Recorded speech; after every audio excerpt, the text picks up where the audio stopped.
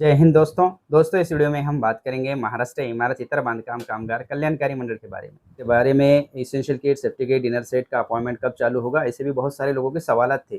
तो इसके ऊपर हम रात के 9 बजे लाइव सेशन के अंदर डिस्कस करेंगे और साथ में आज की एक अपडेट मैं आपको देने वाला हूँ। लोकमत पेपर की ये न्यूज़ है और ये वाशिम ज़िले की न्यूज़ है।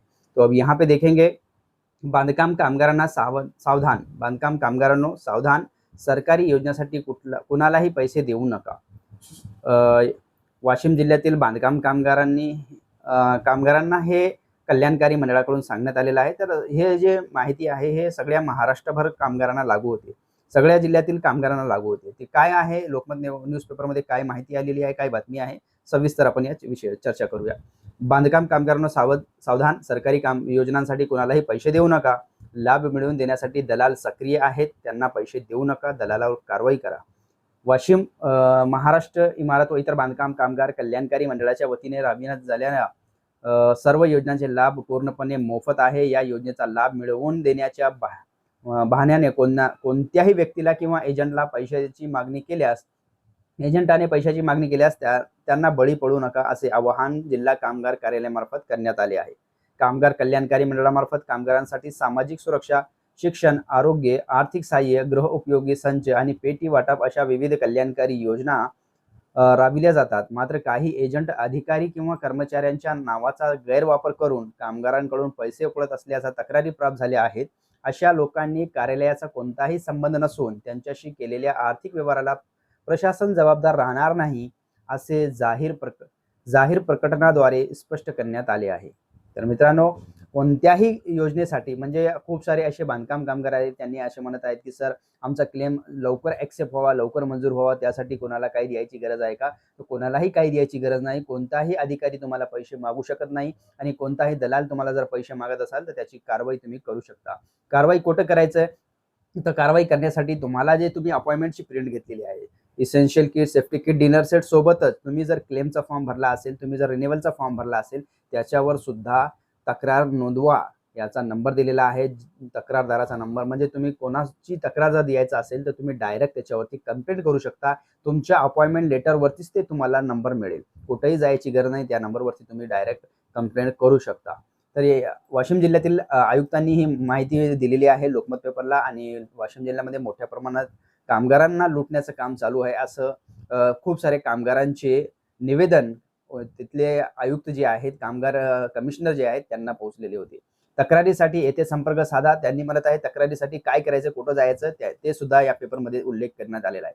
जर कोणी योजनेचा लाभ मिळवून देण्यासाठी पैशाची मागणी करत असेल तर कामगारांनी न घाबरता 78 75 86 700 7008 या क्रमांकावर संपर्क साधावा। हे क्रमांक फक्त वाशिम जिल्ह्यांसाठी आहे। तुमचा असू शकते वेगळा जिल्हा, तर तुमचा वेगळा जिल्हा असेल तर तुमचा जे कंप्लेंट करण्याची, जे तक्रार नोंदवायचा जे मोबाईल नंबर आहे ते वेगळा असू शकतो, हेल्पलाईन नंबर।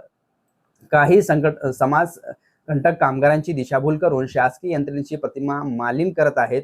कोणत्याही कामगाराला कोणी पैशाची मागणी केल्यास त्यांनी तात्काळ कार्यालयाशी संपर्क साधून लेखी तक्रार नोंदवावा।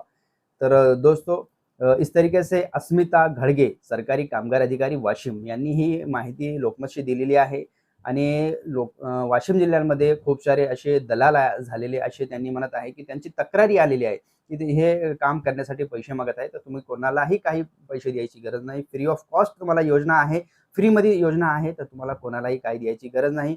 तुम्ही घर बसल्या ऑनलाईन अप्लाय करा, त्याच्यानंतर जे तुम्ही तारीख निवडली त्या तारखेत तुमचा अपॉइंटमेंट घ्या, अपॉइंटमेंट घेतल्यानंतर व्हेरिफिकेशन करा, व्हेरिफिकेशन झाले की तुम्हाला थोडासा वेट करावं लागेल।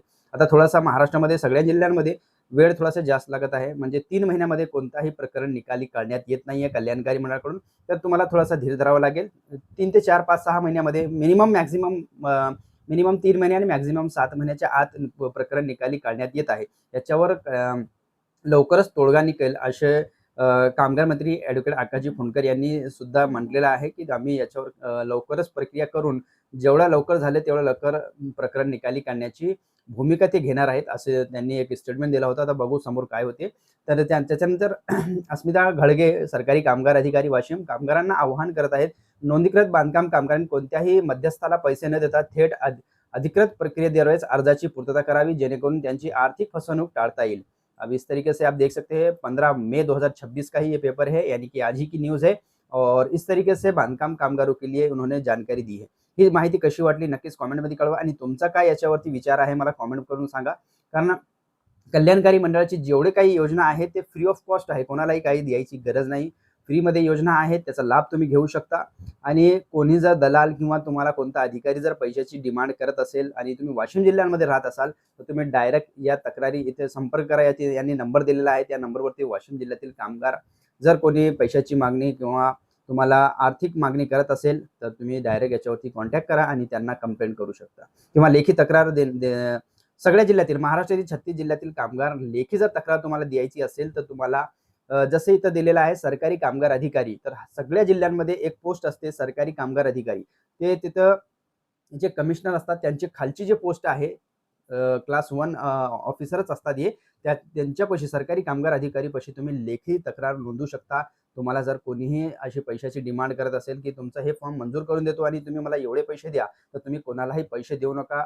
कोणत्याही आमिषाला बळी पडू नका. कारण फ्री ऑफ कॉस्ट योजना आहे कल्याणकारी मंडळाची आणि Maharashtra of government of Maharashtra बी हे असंही सांगत आहे, की तुम्ही कोणालाही काही देऊ नका. कारण तुम्ही पाहिलेलं असेल, बघितलेलं असेल रेल्वे स्टेशन आणि बस स्टँड अशा सार्वजनिक ठिकाणी अनाउन्समेंट होत आहे जाहिरातीच्या माध्यमातून, की तुम्ही फ्री ऑफ कॉस्ट योजनेचा लाभ घ्या आणि तुम्हाला कोणालाही काही द्यायची गरज नाही. जर तुम्हाला कोणी डिमांड करत असेल, तर तुम्ही तुमच्या जिल्ह्यातील सरकारी कामगार अधिकारी यांच्याशी संपर्क साधा.